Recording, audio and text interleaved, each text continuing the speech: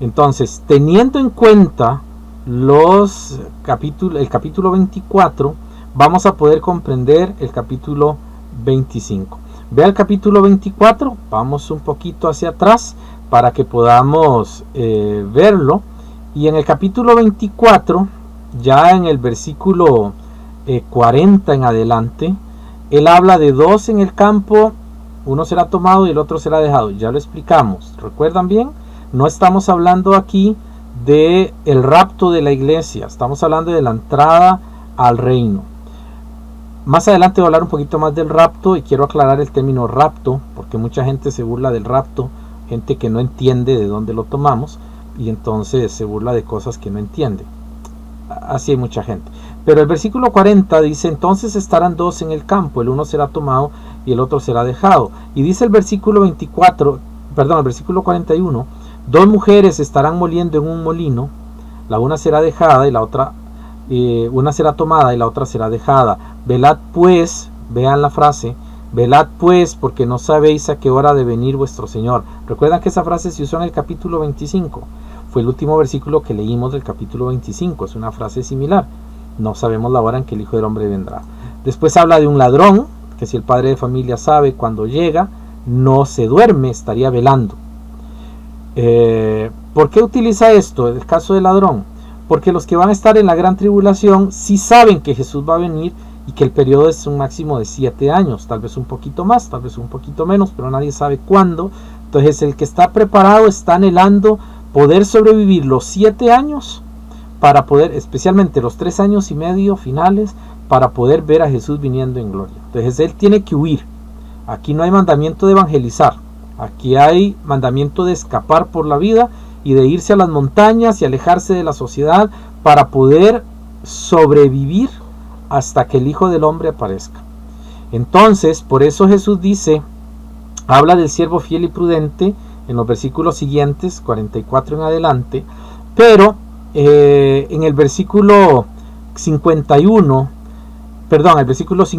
dice: vendrá el Señor de aquel siervo en día que éste no espera y a la hora que no sabe, y lo castigará duramente y pondrá su parte con los hipócritas. Allí será el lloro y el crujir de dientes. Y vea lo que dice el versículo 1: entonces el reino de los cielos será semejante a...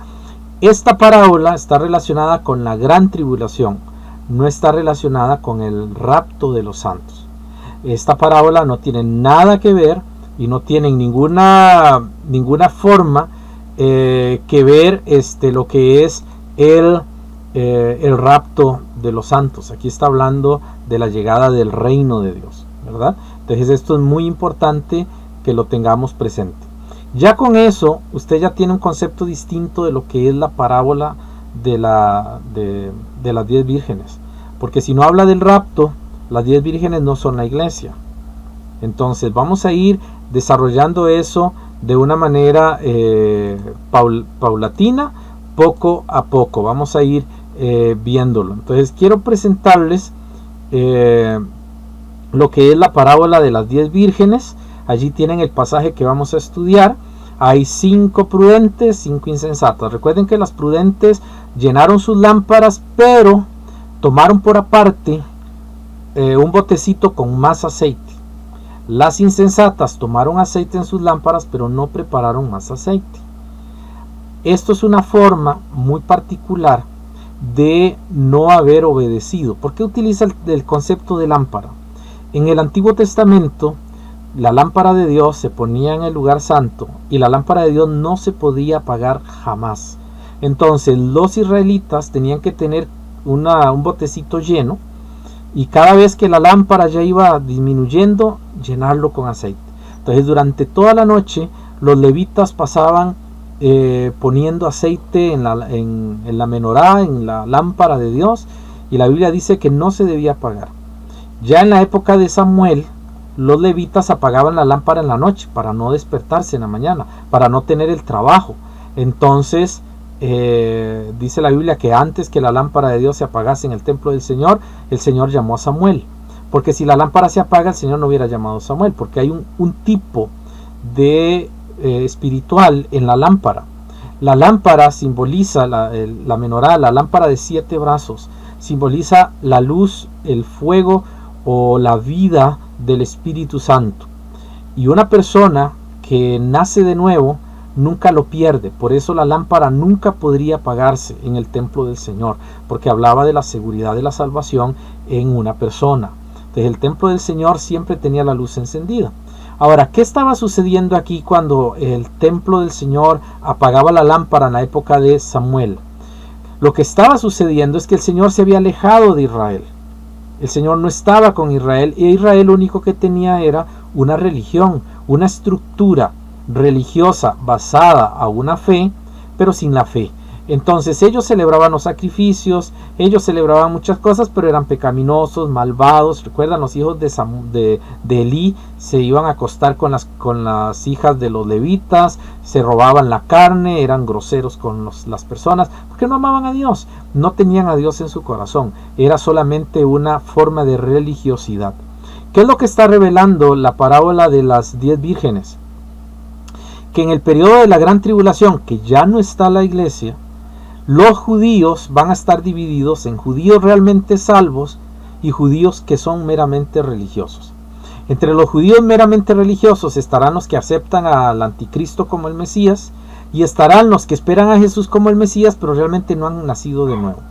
Entonces, cuando comienza la tribulación, muchos de ellos se les va a apagar la lámpara y no tienen cómo volverla a llenar.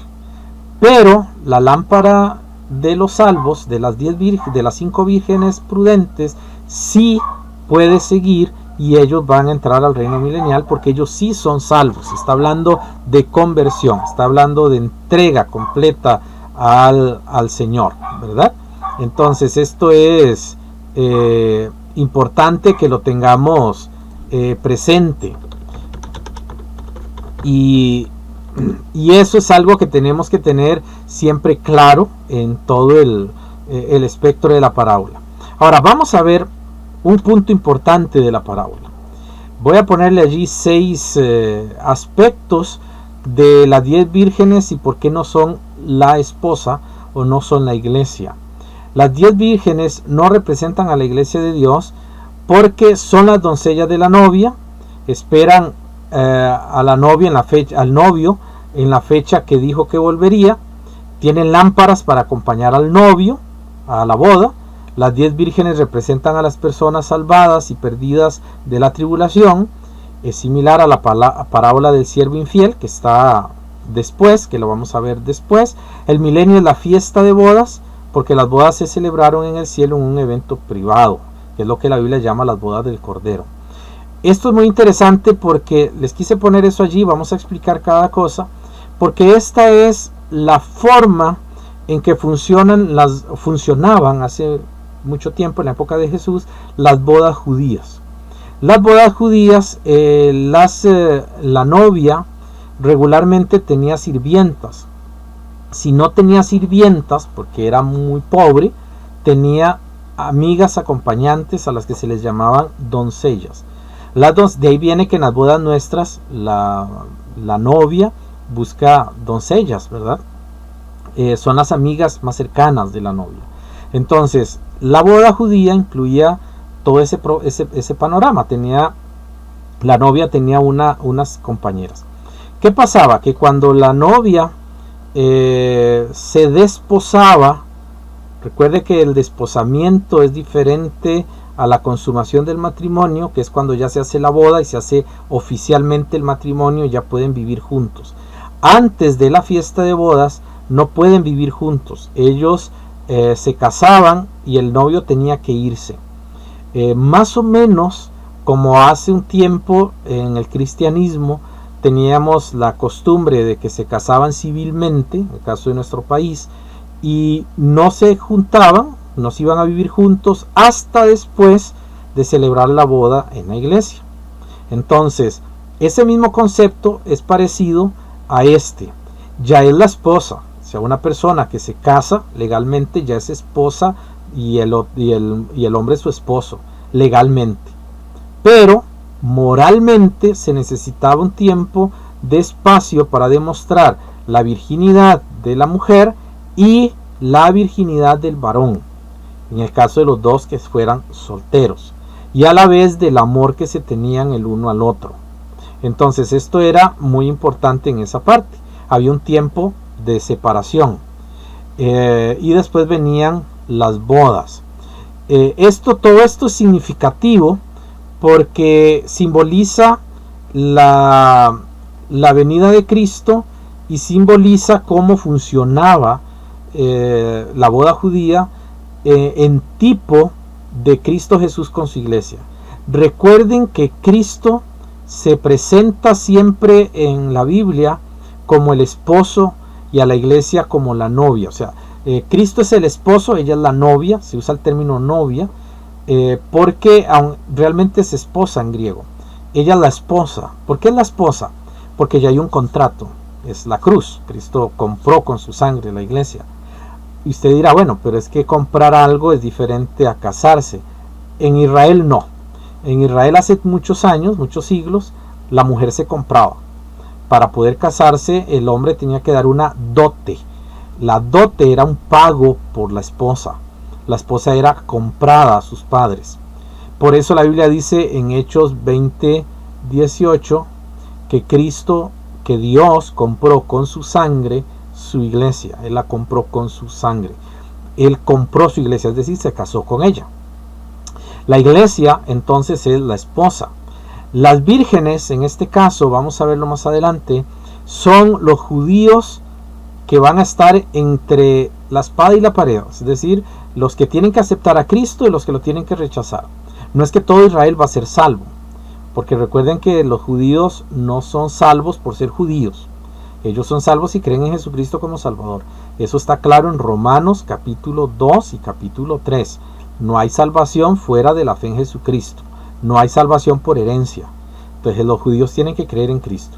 Y los que creen en Cristo son el verdadero Israel. Un tema que se puede comentar después, pero que se ha visto en escatología. Israel y la iglesia son diferentes y nunca se habla de un Israel espiritual. Ahora, esto es importante porque si usted lee la parábola del siervo infiel en Mateo 24, 48 al 49, usted va a ver que hay siervos malos y hay siervos buenos. Hay un siervo fiel y hay un siervo infiel. Usted lee esa historia, hay un siervo fiel que le da la comida a su tiempo, que cuida a los siervos del rey, y cuando viene el rey, él va a decir buen siervo fiel. Él no está hablando de nosotros, él está hablando de ese siervo fiel. Son los gentiles que están cuidando, que creen en Dios en ese periodo de la tribulación, aceptan a Jesús como Salvador, y en los judíos que andan huyendo, ellos los protegen, ellos los cuidan, ellos les dan de comer, ellos los alimentan mientras huyen. Pero existirán otros, que es el siervo infiel. El siervo infiel son algunos que no van a aceptar al anticristo y van a decir ese no es el Mesías, y probablemente sepan a ciencia cierta que Cristo es el Mesías, pero tampoco lo van a aceptar. Y ellos lo que van a hacer es maltratar a los judíos, los van a matar, los van a golpear, los van a dejar con hambre, los van a tratar mal. Estos siervos infieles van a ir al infierno, ¿verdad? A la perdición eterna, dice. Estos simbolizan a las vírgenes, maltratando a las vírgenes sensatas. Entonces es un ejemplo parecido, tiene la misma figura.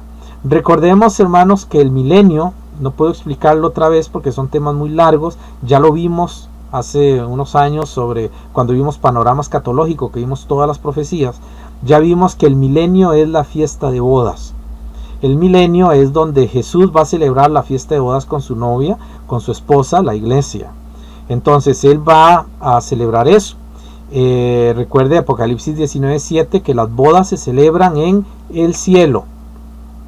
Y Jesús baja a la tierra a celebrar, a disfrutar de una boda, de una fiesta de 1000 años, que es la fiesta de bodas. Dirá 1000 años de una fiesta de bodas.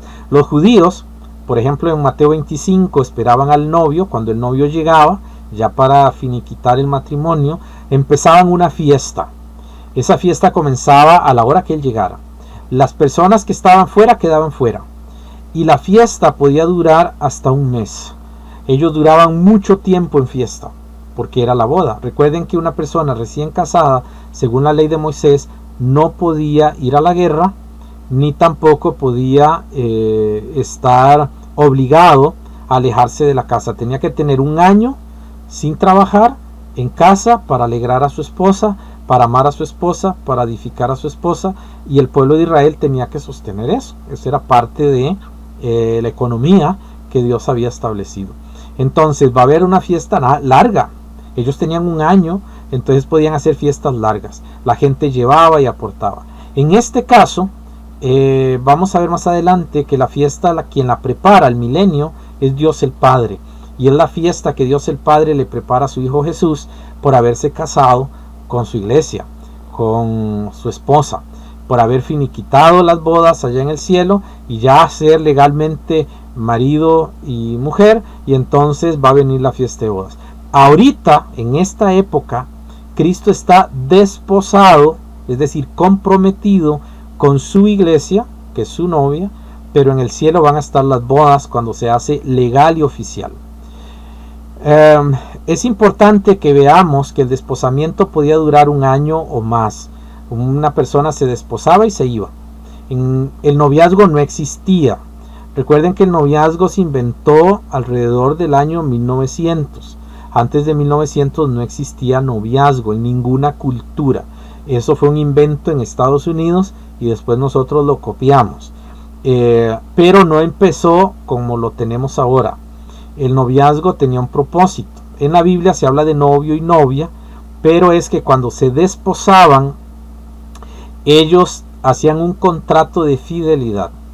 No iban a mantener relaciones entre ellos, no iban a tener otras personas, ni iban a haber otras personas durante todo el periodo del desposamiento, para asegurar la virginidad, para asegurar el amor y para asegurar que realmente lo estaban haciendo de una voluntad sincera. Entonces la persona se desposaba y el varón regularmente se iba. Duraba un año sin ver a su novia, y durante ese año la novia tenía que ser fiel y tendría que esperar el día de la boda. Cuando llegaba el tiempo de la boda, venía entonces el novio a la casa del padre de la novia, firmaban el contrato y se volvía a ir porque había que preparar la fiesta. ¿Qué es lo que va a suceder con la iglesia? Es algo similar. Ahorita estamos en el desposamiento, estamos ahorita comprometidos con el Señor, ya un contrato legal, ya no hay forma de romperlo. Cristo tiene que venir a llevarse a su novia hacia su casa. Su novia ya en el cielo va a celebrar las bodas, la novia regresa a su casa y el novio tiene que preparar una fiesta. Después va a venir a preparar a dar esa fiesta. Y allí es donde entra todo el concepto de las bodas que se mencionan en Mateo capítulo 25. Ahora vamos a ver el aspecto interesante de lo que es la boda judía y cómo funciona esta, ¿verdad? Entonces vamos a ir conociendo más detalladamente la boda. Hay algunos aspectos importantes, aparte de los que ya yo le mencioné, que se deben comprender para entender la parábola de Mateo 25. Por eso es que mal se interpreta, porque no se averigua la cultura. Recuerden que hay 3 pasos para interpretar un pasaje bíblico. ¿Cuáles son los 3 pasos? La gramática. Usted tiene que leer la gramática. El verbo, si es pasado, presente, futuro. El adjetivo, el sustantivo, etcétera. O sea, todo lo que tiene que ver con preposiciones, conjunciones, cómo se maneja eso. No tiene que saber el tecnicismo, sino saber cómo funciona. Hablamos español y usted sabe cómo funciona el español, no tiene que saber el tecnicismo.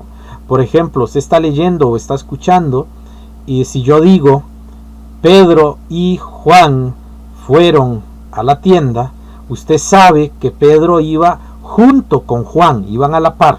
Pedro y Juan fueron a la tienda. Pero si yo digo Pedro fue a la tienda y Juan fue a la carnicería, vean que Juan y Pedro están unidos por una I, pero el contexto me dice que fueron por caminos diferentes. A eso me refiero cuando hablamos de gramática. entender cómo funciona la estructura gramatical, no es saber tecnicismo, no es saber, esto es una conjunción, esto es un símil, esto es una prosopopeya, esto es un... No tiene que saber eso. No tiene que saber ninguna de esas cosas técnicas. Lo que tiene que saber es entender el pasaje. Simple y llanamente prestarle atención. Hay comas, hay puntos, hay un montón de cosas que me separan ideas y eso es bueno mantenerlo siempre presente. Entonces tenemos que ver cómo funciona de la parte gramatical. Pero existen dos más. ¿Cuál es la otra? La histórica. La Biblia menciona elementos históricos y a veces no entendemos. Ustedes han leído la historia de Abraham y recuerdan que Abraham viajaba a un lugar que se llamaba Mamre. No sé si lo recuerdan, no lo vamos a buscar, pero usted tal vez recordará que Abraham iba a un lugar que se llamaba Mamre. Mamre significa alcornoque. Y usted dirá, bueno, ¿qué es eso? Pues usamos la frase que aquel es un alcornoque. ¿Qué es un alcornoque? Es un árbol que se usa para hacer tapones del vaso. Se me olvidó el término. Son como un caucho y la corteza se arranca. Es un árbol, por cierto, en nuestro país hay alcornoques al frente de la escuela metálica. Corcho, ese es el término. Ahí están esos árboles, usted puede ir y puede ver el corcho. Eso es un alcornoque o eso es en hebreo Mamre. Cuando Abraham iba, lo que encontraba era un montón de esos árboles y él entraba a un bosque, el bosque de Mamre, una región llena de árboles. Entonces cuando ya usted sabe eso y lee eso, usted no piensa que era una ciudad. Ya usted dice, es un bosque, hay muchos árboles de corcho, hay muchos árboles de alcornoque allí. Y ya usted entiende. Por eso es importante saber usos y costumbres de las tierras bíblicas. La Biblia dice que es más fácil que entre un camello por el ojo de una aguja que un rico entre al reino de los cielos. El ojo de una aguja era una puerta pequeña a la par de la puerta principal y sí entraba un camello. Pero ¿por qué era tan difícil meterlo? Porque había que quitarle toda la carga, quitarle todas las cosas que llevaba, hincarlo y pasarlo hincado porque era muy pequeño y después meter las cosas a mano y luego volverlo a cargar dentro de la ciudad para llevarlo. Era muy incómodo. Entonces Jesús usaba eso para decir, es muy difícil, pero no es imposible que un rico entre al reino de los cielos. Y es lo mismo con la boda. Usted tiene que entender cómo funciona una boda judía. Por eso vamos a ver algunos elementos de la boda judía. Lo primero que vamos a ver es que la boda judía nunca la proponía la mujer, siempre la proponía el hombre. Hay muchos pasajes en la Biblia y no vamos a leerlos todos, pero hay pasajes en la Biblia que nos mencionan cómo el hombre debía tener la iniciativa en llamar o en buscar a su esposa. Por ejemplo, vamos a Génesis capítulo 4 y el versículo 19. Génesis 4:19. Estamos hablando al puro inicio. Observe el versículo 19. Está hablando de Lamec. Y dice que Lamec tomó para sí dos mujeres. El nombre de la una Ada y el nombre de la otra Sila. Pero no vamos a discutir la poligamia. Lo que quiero es que vean que quien tomó la decisión de casarse con estas dos personas fue Lamec. Es el hombre quien toma la decisión de casarse. También lo vemos en Génesis 12:19. Allí encontramos también la misma referencia, algo similar. Dice, ¿por qué dijiste es mi hermana, poniéndome en ocasión de tomarla por mujer? Ahora pues, he aquí tu mujer, tómala y vete. ¿Recuerdan esta historia de Abraham? Abraham dijo que era la hermana, llegó Faraón y tomó la decisión de llevársela para su casa, para casarse con ella. Y Abraham, como dijo que era la hermana, no dijo nada, era la decisión del hombre sobre la mujer. Así funcionaba. Y así funcionaba el matrimonio en aquella época. A nosotros nos cuesta entenderlo porque ahora es diferente. Ahora en nuestra cultura no existe eso. Pero en la época de Jesús todavía existía eso y él toma esa figura. aunque Jesús en Marcos, y creo si no me equivoco, él dice que la mujer puede casarse, puede divorciarse según su deseo. Jesús abre esa puerta, algo que nunca sucedía. Jesús dice la mujer puede casarse, la mujer puede divorciarse, dependiendo de las circunstancias, otro tema que se va a hablar, pero le da una autoridad a la mujer. Ahora, esto nos lleva al punto de que como el hombre era el único que lo hacía, entonces habían arreglos. Los padres de la mujer ponían dotes, había que pagar y había que dar un pago. Eso tipificaba el pago de Cristo en la cruz, por eso se tenía que dar un pago. En el Antiguo Testamento hay figuras groseras, grotescas, que lo que quieren revelar es el amor de Dios por nosotros y cómo nosotros, siendo esclavizados y estando sin derechos, estando sin libertad, Él viene dispuesto a pagar todo lo que fuera para hacernos libres. Por eso la cultura que existió en la época de la Biblia sirvió para demostrar cómo Dios nos ama. Entonces, Abraham, por ejemplo, no tenía hijos. La ley exigía que se le diera, que adoptara a su siervo como hijo. Y eso era un problema. Entonces, porque él tenía que enviarlo a buscar una mujer, y él tenía que buscar la mujer, y era un esclavo, no tenía nada que ver, porque era el hombre el que tomaba la decisión sobre la esposa, y se le hacía muy complicado. Dios le dio a Isaac. Ahora, es muy interesante esto porque una de las cosas que vemos es que los padres eran regularmente quienes escogían el tipo de esposa. Y aquí hay varios puntos interesantes. El siervo de Abraham, en Génesis capítulo 24, del 12 al 32, va a buscar la esposa para Isaac y el Señor le ayuda, pero Abraham le dio instrucciones muy claras, usted las puede leer, cómo tenía que ser la muchacha, de qué familia, de si ella quería casarse o no, abandonar todo. Había una serie de condiciones. ¿Qué tipifica eso? Que yo, para poder ser parte de la novia de Cristo, Dios Padre ha puesto condiciones y yo no las puedo cambiar. Por más que no me gusten, yo no puedo cambiar las condiciones de Dios Padre. La única manera de que yo pueda llegar a Cristo y ser salvado es cumpliendo las condiciones del Padre. ¿Cuáles son las condiciones del Padre? Juan capítulo 6. ¿Cuál es la voluntad del Padre? Que creamos en aquel que Él ha enviado. Esa es la condición. Para poder ser parte de la esposa, tenemos que haber creído en Jesucristo como Señor y Salvador. La boda judía tipificaba eso. El padre podía escoger el novio de su hija o bien la novia de su hijo. Allí no había un asunto de que si me gusta o no me gusta. Eso era un acuerdo entre padres y los hijos simplemente cumplían. En Israel Dios cambió un poquito eso para darle el amor. Por eso se habla de desposamiento. ¿Qué era el desposamiento? Que los padres hacían un arreglo, obviamente no consultaban a los hijos, entonces hacían un arreglo y la esposa, la comprometida, duraba un año para ver si realmente podía amar a esa persona que vio en una sola vez. Si por algún momento, en alguna circunstancia, ella no se sentía bien, hablaba con su padre, y el padre entonces tenía el tiempo para llamar al novio y llegar a un acuerdo. Entonces se podía llegar a un acuerdo de anular el matrimonio que estaba organizado.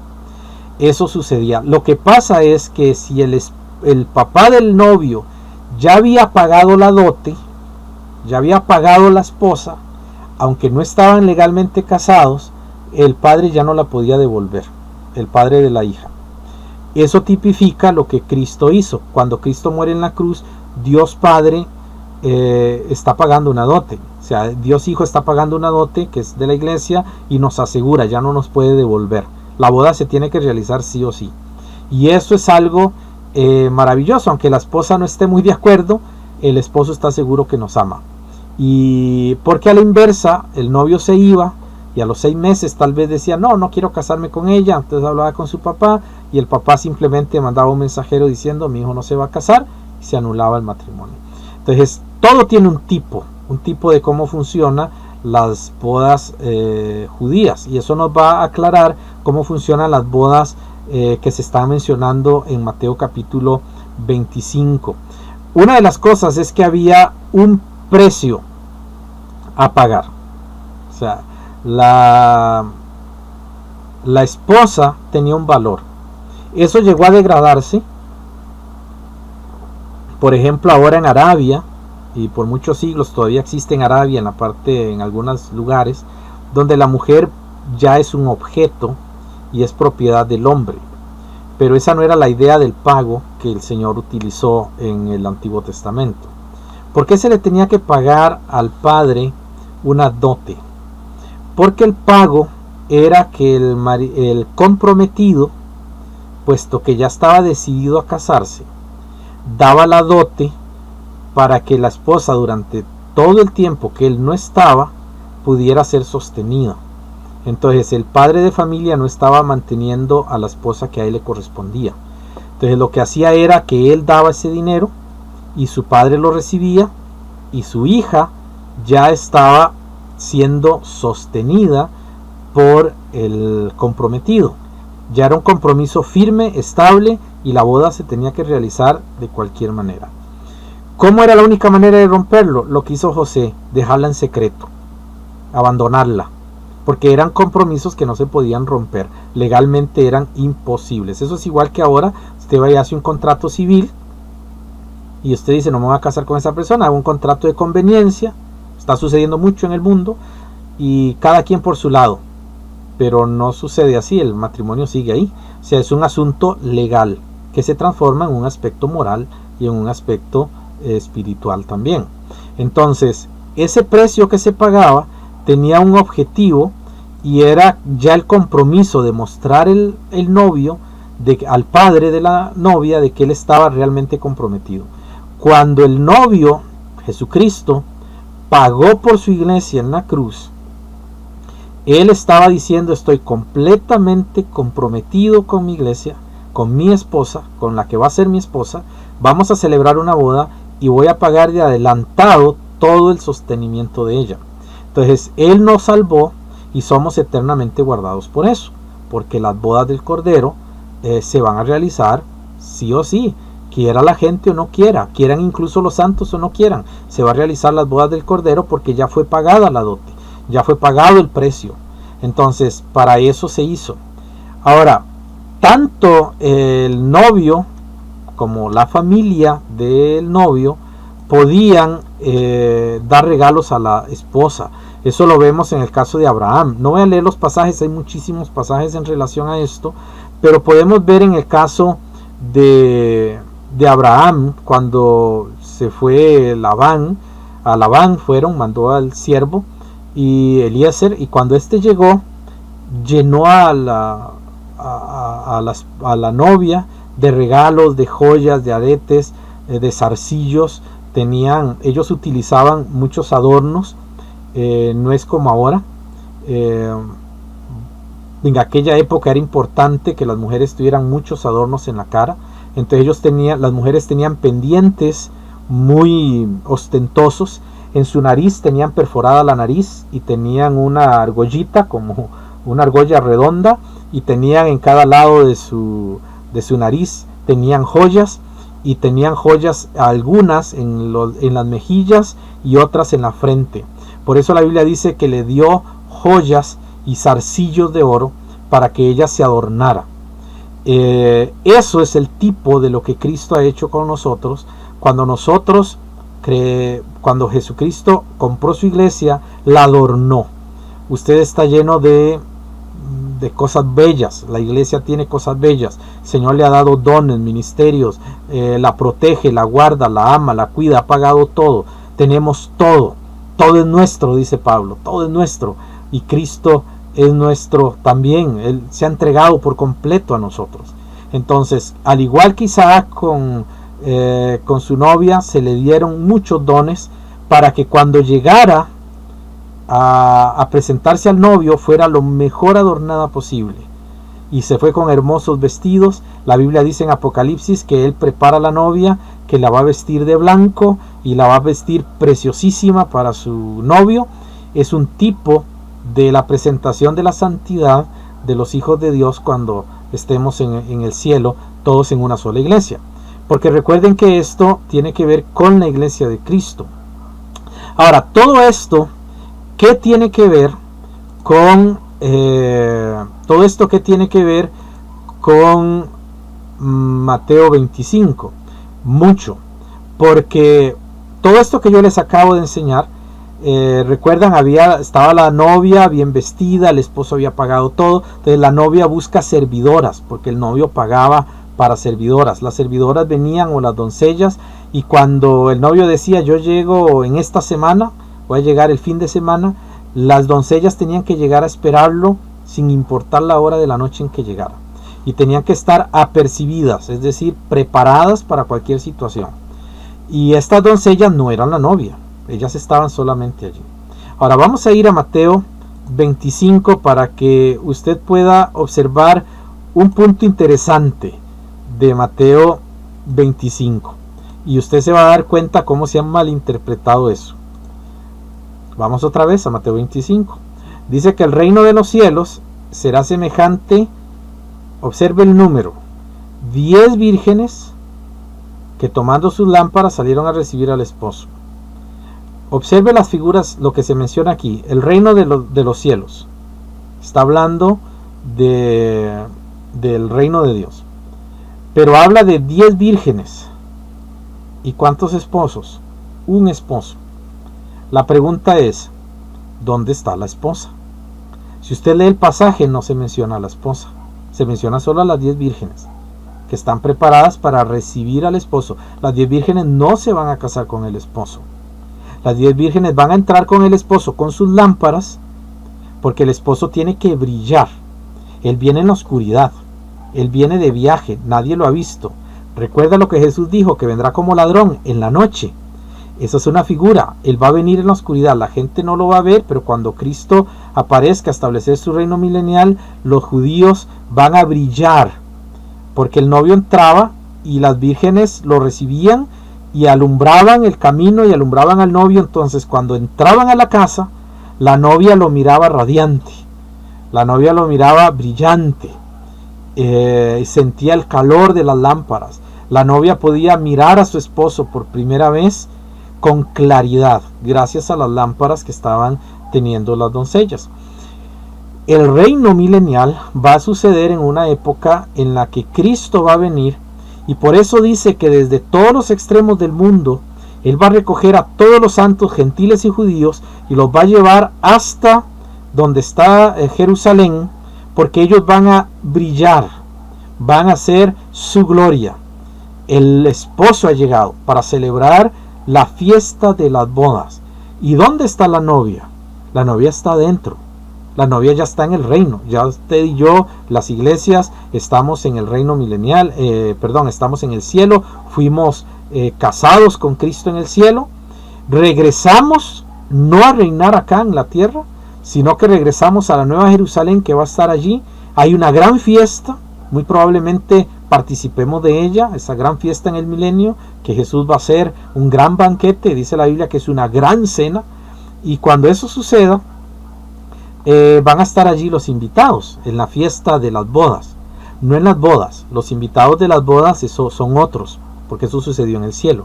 La Biblia tiene dos figuras: las bodas, que son las bodas reales, y la fiesta de las bodas, que se celebraba regularmente de 8 días hasta un mes después de haberse celebrado la boda delante del Señor.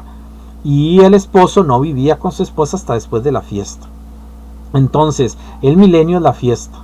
La iglesia va a celebrar por 1000 años su matrimonio, y eso se va a ver en todo este mundo. El Señor va a hacer cosas preciosas acá, porque Él viene a celebrar su boda.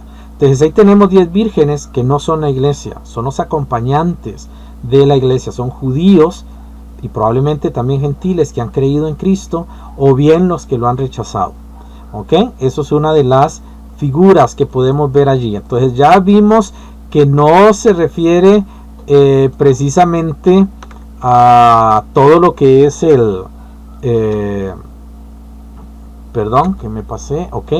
no es todo como se ha dicho, que Cristo viene y se lleva a la iglesia. Esas son las 10 vírgenes. Si usted está preparado, se va. Si usted no está preparado, se queda. No, eso es una interpretación muy sacada del contexto y la gente lo está aceptando por no leer. La Biblia viene hablando del juicio.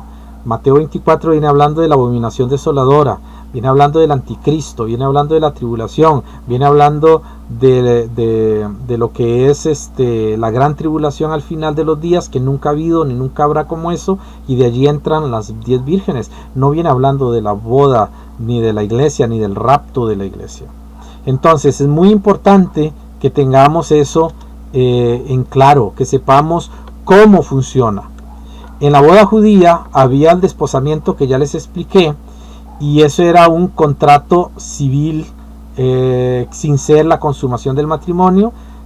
El matrimonio ya era una boda. En la boda había una fiesta y había una cena.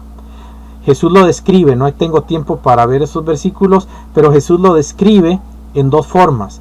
Un rey que prepara una cena para las bodas, eso va a suceder en el cielo.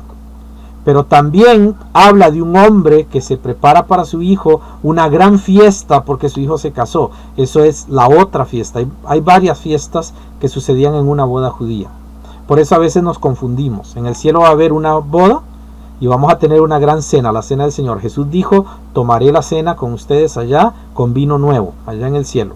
En el cielo vamos a tener la cena del Señor y el Señor nos va a servir, va a haber un banquete, va a haber una comida majestuosa donde vamos todos a participar como su iglesia, y después de eso Él viene para hacer la siguiente fiesta, ya la fiesta porque la boda se consumó.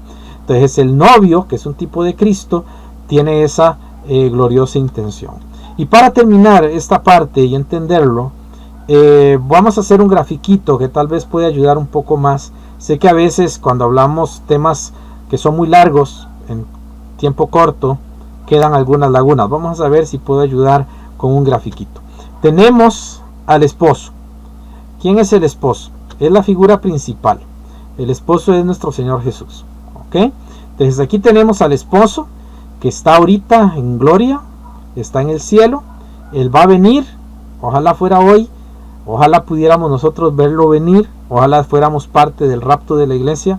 Pero también, si todavía falta gente por salvar, personas a quien Dios quiere rescatar, pues que nos resucite. O si cualquiera de las dos cosas será maravilloso. El esposo está en el cielo.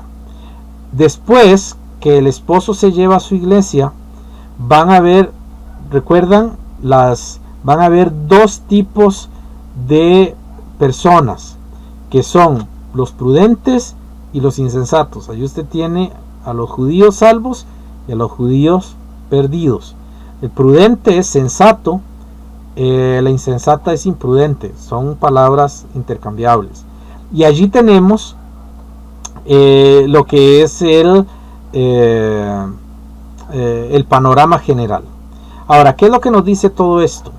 Que va a haber un reino o una muerte. Va a haber entrada al reino, disfrutar con el rey, con el esposo, o irse al lago de fuego con Satanás. Eso va a suceder. Va a haber, Satanás va a ser atado, pero eso es otro tema. Entonces, ¿va a haber condenación o va a haber vida? Eso es lo único que va a haber. Entonces, ¿qué es lo que sucede? Lo que sucede es que las prudentes son los acompañantes, tanto las prudentes como las insensatas, son las acompañantes de la esposa que ya está en el reino. Ellas todavía no han entrado, ni las prudentes ni las insensatas. Están pasando la tribulación para entrar al reino. Pero nosotros, los santos, ya están arrebatados, la iglesia ya está en el reino. Entonces, ¿qué sucede? Que las prudentes entran con la iglesia a celebrar las bodas, al milenio. Ellos van a ser dejados para celebrar las bodas del Cordero. Pero las insensatas van a ser tomadas para ir a la muerte. Van a ser condenadas. Esto, hermanos, es la parte más dura, porque después de la gran tribulación va a haber una matanza enorme. Si no la ha leído, puede leerla en Apocalipsis 19. El Señor va a matar Él mismo. Él no va a mandar a los ángeles, Él no nos va a mandar a nosotros. Él mismo va a quitarle la vida a todos aquellos que le rechazaron. A todos aquellos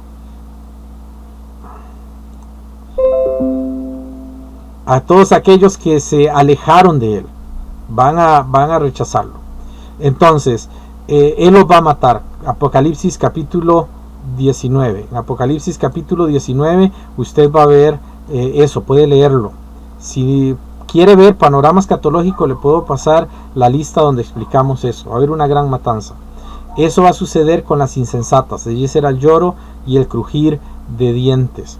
Como el tiempo ya se nos fue, solamente quisiera mencionarles, hermanos, que el esposo se presenta viniendo en la noche, y en las bodas judías él venía en un caballo. Venía en un caballo regularmente blanco, que era la forma de demostrar que él se mantuvo limpio, puro, y que no hubo otra mujer. Él va a ser solo su esposa. Como eso pasó, como eso sucedió, entonces se encuentra en Apocalipsis 19 viniendo Jesús en un caballo blanco manchado de sangre, porque eso habla de su redención, y él viene como el novio. Entonces tienen que estar las personas que han creído en él preparadas. Las lámparas, por eso son importantes. Las lámparas son un tipo de la palabra de Dios, de la verdad de Dios, viviendo en el corazón de las personas. Lámpara es a mis pies tu palabra y lumbrera a mi camino. Eso es lo que significan las lámparas, la obediencia y el apego a la palabra de Dios. Y también hay personas desobedientes a la verdad que no son salvas, aunque saben la verdad. ¿Saben qué es lo más triste de todo esto? Que muchos, cuando Jesucristo aparezca en el cielo, van a intentar matar a Jesús y van a hacerle guerra a él. Eso está escrito en Apocalipsis. La gente va a odiar a Jesús. Ahorita hay gente que odia a Jesús. Saben que Él es Dios, saben que Él es Salvador y lo odian. Usted dirá, ¿cómo así? Sí, hay corazones así. Hay gente que odia a Jesús. Hay gente que lo odia a usted por ser hijo de Dios. Y hay gente que odia a las iglesias. Y aunque usted no lo ve, por debajo están luchando para que nuestros gobiernos destruyan a la iglesia, porque la odian. No porque son ignorantes, ellos saben que es la iglesia del Señor, pero odian a Jesús. Hay gente que ha hecho pactos con el diablo y adoran al diablo y quieren ir al infierno antes que ir al cielo, a sabiendas de lo que hay allí. El corazón del hombre en pecado es perverso. Engañoso es el corazón más que todas las cosas y perverso. ¿Quién lo conocerá? Pero el Señor dice que va a haber un lloro y crujir de dientes. Eso va a suceder al final de los tiempos. Las lámparas de muchos religiosos se van a empezar a apagar porque no tienen combustible. Y estamos viendo eso en nuestra época, pero no es todavía para eso, pero lo vemos, podemos asimilar muchas cosas que sucederán al final de los tiempos. Me hubiera gustado hablarles sobre el rapto un poquito y también hablarles sobre otros elementos hoy, pero no nos dio tiempo.